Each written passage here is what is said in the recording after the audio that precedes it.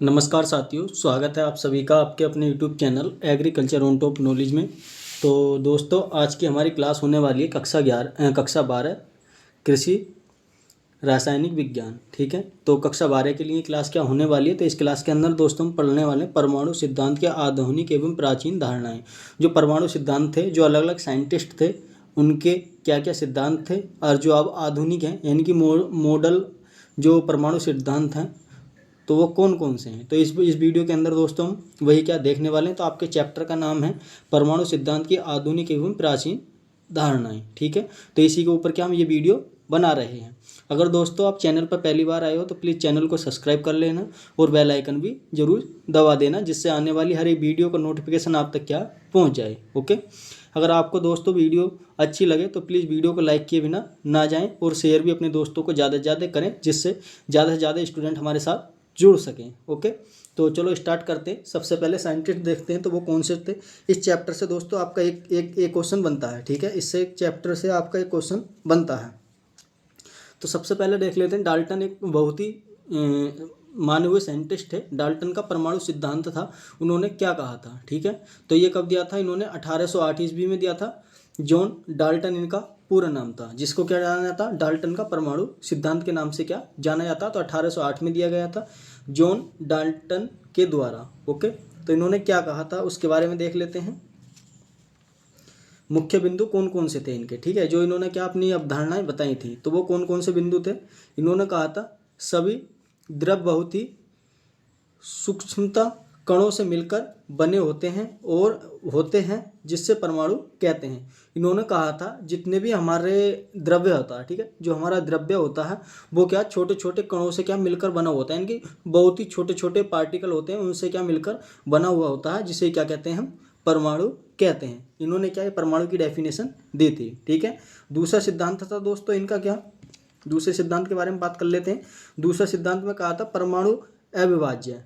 कैसे थे दोस्तों, परमाणु अविभाज्य सूक्ष्मतम कण हैं, जिससे क्या है रासायनिक अभिक्रियाओं में ना तो बनाया जा सकता है और ना ही उनको नष्ट किया जा सकता है। और इन्होंने दोस्तों दूसरे में क्या बताया था, इन्होंने बताया था कि अपना दूसरा सिद्धांत दिया था। इन्होंने कहा था ये परमाणु हमारे अभाज्य हैं। ठीक है, यानी कि अभाज्य और सूक्ष्मता यानी कि स्मॉल क्या पार्टिकल हैं, जिससे क्या रासायनिक अभिक्रिया में ना तो उन्हें बनाया जा सकता और ना ही उन्हें नष्ट किया जा सकता है। ठीक है, इन्होंने ये बात भी अपनी कही थी। ओके, तो आपसे पूछेगा क्वेश्चन में डाल्टन का परमाणु सिद्धांत क्या था, उसके जो मुख्य बिंदु थे उनके बारे में बताइए। तो आपको ये बिंदु जो मैं आपको बता रहा हूँ, यही बिंदु आपको क्या लिखने हैं। ओके, आगे अगला तीसरा पॉइंट था दोस्तों इनका क्या, तीसरा पॉइंट देख लेते हैं क्या था इनका तीसरा पॉइंट।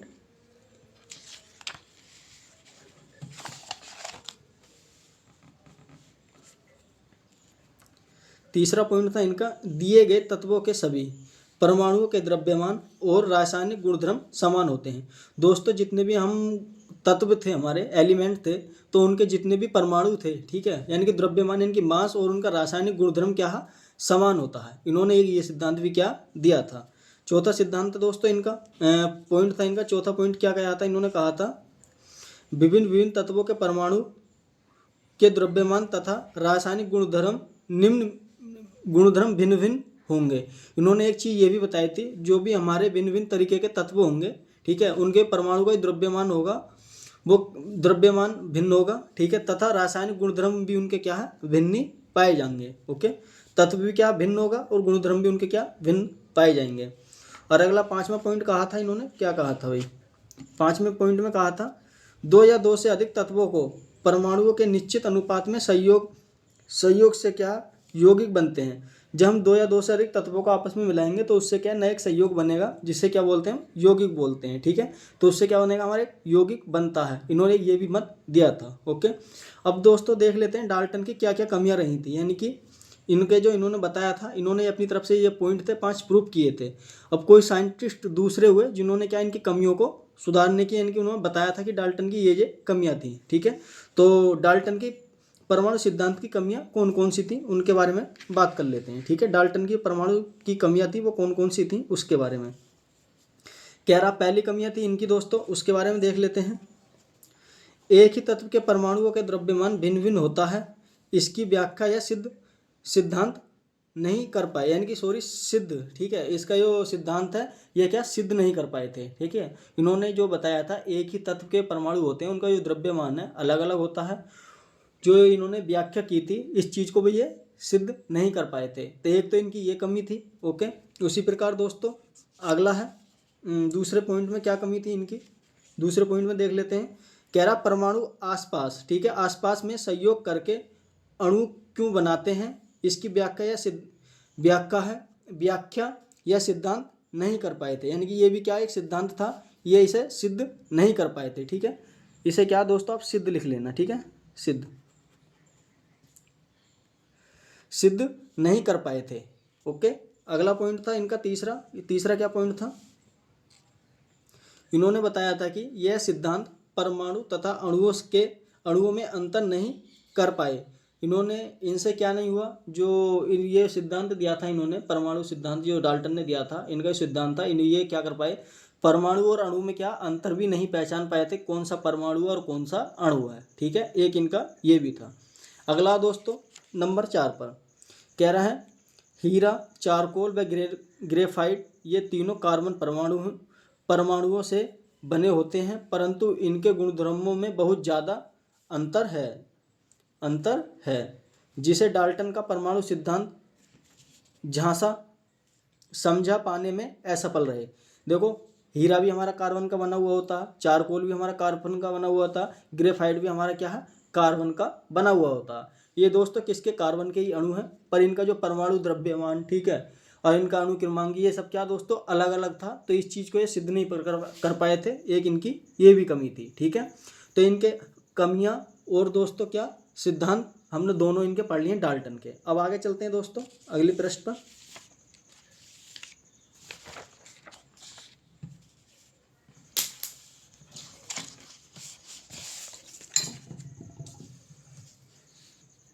आधुनिक परमाणु सिद्धांत क्या था, ठीक है, आधुनिक परमाणु सिद्धांत के बारे में हम जान लेते हैं।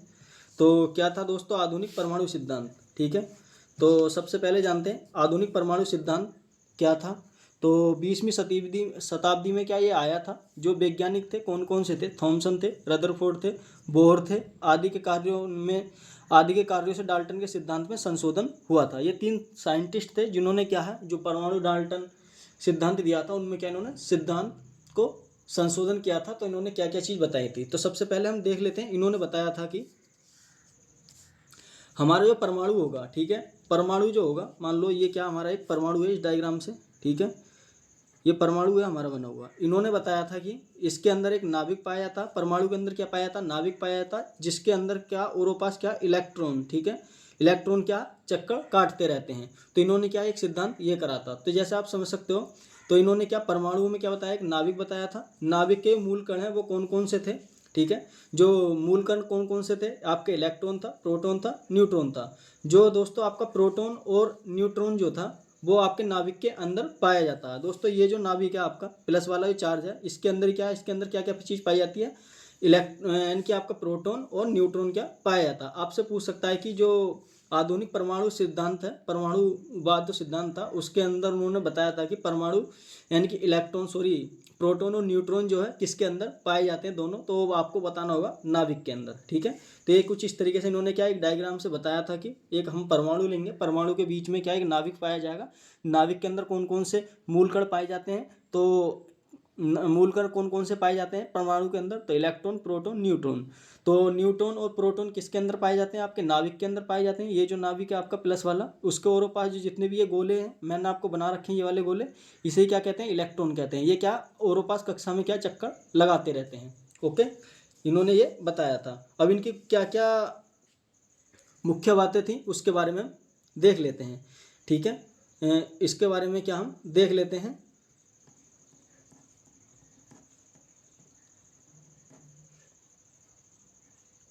ठीक है दोस्तों, तो पहला मुख्य बिंदु था इनका परमाणु जो इन्होंने कहा था परमाणु विभाज्य है, जिससे इलेक्ट्रॉन, प्रोटॉन व न्यूट्रॉन आदि जो मौलिक हैं, ठीक है, मौलिक कणों से नहीं भौतिक, ठीक है, इसे आप भौतिक करना, ठीक है, भौतिक कणों से कणों में विभाजित किया जा सकता है।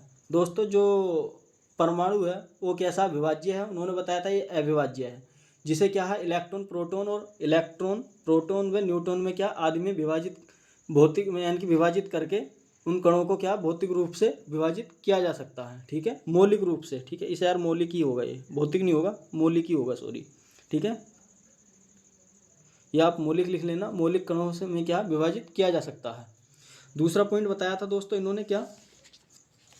इन्होंने बताया था कि एक ही तत्व के सभी परमाणुओं को द्रव्यमान समान नहीं होते हैं, वे भिन्न भिन्न हो सकते हैं। इन्होंने ये भी बताया था, जो आधुनिक जनगणना करी थी इन्होंने, जो आधुनिक साइंटिस्ट थे जो 20वीं शताब्दी में, यानी कि आपके थॉमसन, रदरफोर्ड और बोहर। ठीक है, तो इन्होंने कहा था कि एक ही तत्व के सभी परमाणु क्या है, परमाणुओं को द्रव्यमान क्या है, जितने भी परमाणु हैं उनका जो द्रव्यमान है वो समान नहीं होता है, वो क्या भिन्न भिन्न हो सकता है। जैसे आप क्या देख सकते हो, क्लोरीन है, क्लोरीन का दोस्तों आपको कहीं कहीं क्या है 35वीं, 37वीं और 48वीं इस तरीके से क्या मिल जाता है। ठीक है, आगे चलते हैं। अगला तीसरा पॉइंट था, और देख लेते हैं। इन्होंने एक चीज़ और बताई थी डाल्टन ने, उसको इन्होंने क्या संशोधन किया था, इन्होंने बताया था कि विभिन्न तत्वों के द्रव्यमान समान भी हो सकते हैं। ठीक है, जो विभिन्न तत्व हैं उनके जो ये दोस्तों अलग अलग हैं। ठीक है, क्लोरीन का आपका कितना होगा, लगभग शायद 35 होता है क्लोरीन का, 37 और 38 जो है अलग अलग के हैं ये, तो इस चीज़ का शायद इसी के ही हैं। ठीक है, ठीक है, अब बात कर लेते हैं विभिन्न तत्वों के द्रव्यमान समान हो सकते हैं। जैसे आपका कैल्शियम और आर्गन। ठीक है, 40 होता है कैल्शियम और आर्गन का क्या दोस्तों, 40 द्रव्यमान होता है। चौथा पॉइंट था इसका, इन्होंने बताया था कि किसी सीमा तक परमाणुओं का अस्तित्व भी क्या मिटाया जा सकता है, यानी कि किसी सीमा तक क्या परमाणुओं का क्या अस्तित्व मिटाया जा सकता है।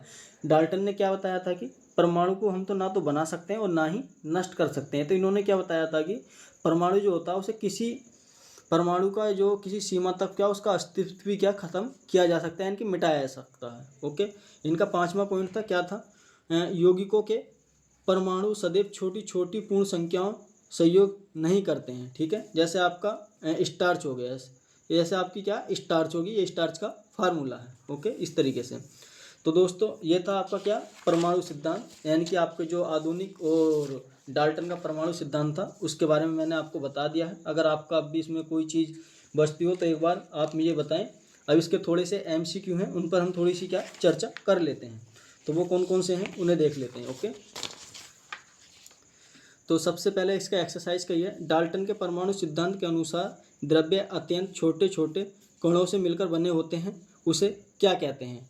तो परमाणु कहते हैं, अणु कहते हैं, यौगिक परमाणु कहते हैं या यौगिक अणु कहते हैं। तो डाल्टन ने क्या बताया था कि जिसके अनुसार द्रव्य क्या अत्यंत छोटे छोटे कणों से मिलकर बने हुए होते हैं उसे हम क्या कहते हैं। ठीक है, तो इसका आंसर दोस्तों आप मुझे कॉमेंट में ज़रूर बताना, क्योंकि मैंने आपको ये बता दिया है। ठीक है, अब देख लेते हैं आपके कमेंट करने के लिए भी कोई सवाल होना चाहिए। ठीक है, तो अगला क्वेश्चन है, कह रहा परमाणु किसे कहते हैं। परमाणु तत्व वह छोटा अविभाज्य कण है जो रासायनिक अभिक्रियाओं में भाग लेता है, उसे क्या कहते हैं दोस्तों, परमाणु कहते हैं। अब दोस्तों आपके क्या परमाणु तथा अणु में डिफरेंस भी पूछ सकता है आपका 2 नंबर में, तो ये मैंने आपको डिफरेंस इधर ला दिया है, तो आप एक बार देख लो इसको। ठीक है, आपका यानी कि परमाणु है एक तरफ अणु है, तो इसके 3-4 डिफरेंस है, उनको हम देख लेते हैं। तो पहला डिफरेंस है, यह तत्व का वह सूक्ष्म कण है जो स्वतंत्र अवस्था में नहीं रहता, उसे क्या कहते हैं, परमाणु कहते हैं। दूसरा है, यह किसी तत्व अथवा यौगिक का वह सूक्ष्म कण है जो स्वतंत्र अवस्था में रह सकता है। ठीक है, किस में अवस्था में रह सकता है, स्वतंत्र अवस्था में हमारे अणु रह सकते हैं, परमाणु स्वतंत्र अवस्था में नहीं रह सकते। ठीक है, और बात कर लेते हैं दोस्तों दूसरा क्या है, परमाणु रासायनिक क्रियाओं में भाग लेता है। जो परमाणु होते हैं वो क्या करते हैं, हमारे रासायनिक अभिक्रियाओं में भाग लेते हैं, और जो दोस्तों अणु होते हैं, अणु से हम रासायनिक क्रिया में भाग नहीं लेता है, इनके अणु क्या सिंगल तरीके से क्या बस रासायनिक अभिक्रिया में भाग नहीं लेता है। ओके, अगला पॉइंट है, यह इलेक्ट्रॉन प्रोटॉन तथा न्यूट्रॉन में विभाजित किया जा सकता है। दोस्तों जो परमाणु है मैंने आपको बता दिया कितने भागों में बांट रखा है, इलेक्ट्रॉन प्रोटॉन और न्यूट्रॉन। ठीक है, इन भागों में क्या विभाजित किया जा सकता है, पर अणु को क्या हम यह केवल एक ही तत्व के परमाणु अथवा विभिन्न तत्व के सहयोग से बना हुआ होता है। जो अणु होता है इसको हम विभाजित नहीं कर सकते, या तो इसके अंदर एक तत्व के परमाणु होगा या विभिन्न तत्वों के सहयोग से क्या मिलकर बना हुआ होता है, जिसे हम क्या कहते हैं, अणु कहते हैं। तो दोस्तों इसका ये हो गया आपका क्या डिफरेंस हो गया। ठीक है, आई होप मुझे उम्मीद है आपको ये हमारी वीडियो दोस्तों पसंद आई होगी। अगर आपको ये वीडियो दोस्तों पसंद आए तो प्लीज़ वीडियो को अपने दोस्तों को ज़्यादा से ज़्यादा शेयर करना। ठीक है, ज़्यादा से ज़्यादा क्या अपने दोस्तों को इस वीडियो को शेयर करना, जिससे वो इसका भी क्या लाभ ले सकें। तो थैंक यू दोस्तों, यार चैनल को थोड़ा और ज़्यादा से ज़्यादा सपोर्ट करो, आप सब जुड़ो ज़्यादा से ज़्यादा, इसी प्रकार की आपके लिए लाइव क्लासें हम लाते रहेंगे, ठीक है। वीडियो को लाइक और कमेंट किए कोई भी ना जाएं, इस चीज़ का भी जरूर ध्यान रखें यार। कमेंट करके जरूर बताएं, जो मैंने आपको होमवर्क दिया है उसका आंसर आप मुझे जरूर बताएं, ठीक है। तो अगला ही चैप्टर करेंगे दोस्तों अगली क्लास में हम, आपका बहुत ही अच्छा और सुंदर चैप्टर है। तो वो है कौन सा, आपका दिखा देता हूँ मैं आपको कौन सा चैप्टर है आपका, रसायन की भाषा, ठीक है। आप पर चैप्टर होगा बहुत ही है, तो रसायन की भाषा उसके बारे में हम क्या जानेंगे, ठीक है। फिर उसके बाद इसमें क्या क्या चीज़ है, किसने क्या है, तो इस चीज़ के बारे में इसमें जानेंगे। अगले ही क्लास कराएंगे हम रसायन की भाषा के ऊपर कराने वाले हैं। तो थैंक यू दोस्तों, हमारे चैनल पर इसी प्रकार बने रहें और अपना सपोर्ट दिखाते रहें। तो मिलते हैं अगली वीडियो में, तो तब तक के लिए मैं याद दें, धन्यवाद, थैंक यू।